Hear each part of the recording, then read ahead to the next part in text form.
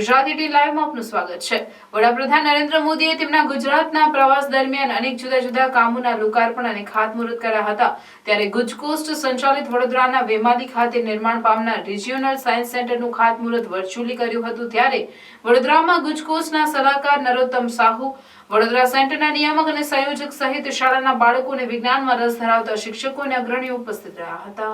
દેશના વડાપ્રધાન દ્વારા ગુજરાતમાં અને જુદા જુદા કામોનું લોકાર્પણ કરવામાં આવ્યું। બપોર બાદ નવસારી ખાતેથી તેમણે અનેકવિધ યોજનાઓનો પ્રારંભ કર્યો હતો। આ પ્રસંગે વડોદરાના વેમાલી ખાતે બાંધવામાં આવનાર રિજિયોનલ સાયન્સ સેન્ટરનું ખાતમુહૂર્ત કર્યું હતું।